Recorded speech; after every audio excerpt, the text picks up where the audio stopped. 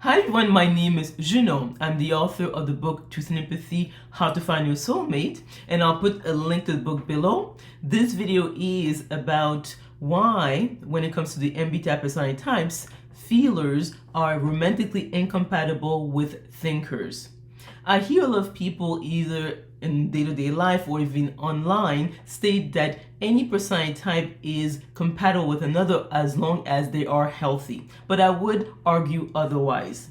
And when it comes to feelers and thinkers, when it comes to romantic sphere, that has been more pronounced.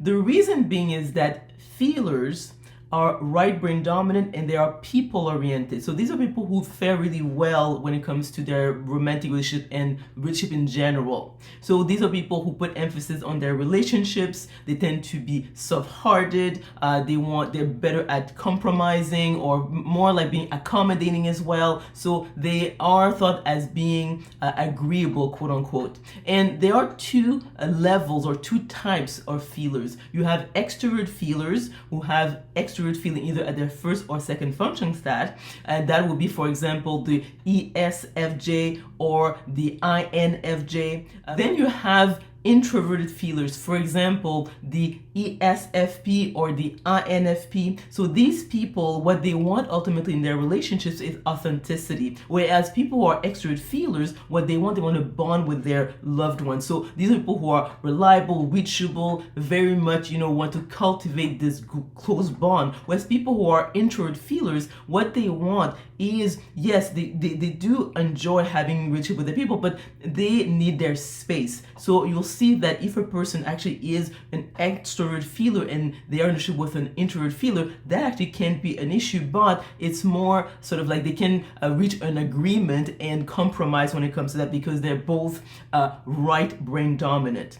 Now, by contrast, thinkers put more emphasis on logic when making decisions. So they are object oriented and they usually are not very competent when it comes to their relationship in general, but more specifically their romantic relationships. So there are two types of thinkers. You have introvert thinkers, either they have the introvert thinking as their first or second function stack, for example, ESTPs or INTPs, or you have the other types who are extrovert thinkers, for example, the ENTJ or the ISTJ. So these two, when it comes to the degree that they are left brain dominant, the people who are extrovert thinkers are the most left brain dominant, and these are the ones who really struggle because they're really not in touch with their feelings.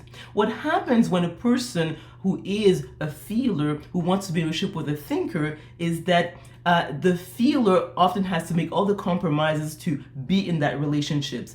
And because of the fact that they don't get their emotional needs met, they often need, let's say, a friend or even family members, people around them to actually meet those needs. So you will rarely hear a feeler say that a thinker is their soulmate because literally their needs in terms of their romantic is not being met, and that is not linked to whether someone is a male or female. So you can find a couple where the woman is actually left brain dominant and the man is right brain dominant, or vice versa. But what happens is that when you look at statistics, most women are right brain dominant and most men are left brain dominant. So that's why there's a myth about men being a certain way and women being a certain way, but it really has to do with whether or not they're more right brain dominant or left brain dominant. So what happens over time is that the person who's right brain dominant is more likely to end the relationship. Actually, we look at the stats is that they say like at least 75% of the time is the woman or the person who's right brain dominant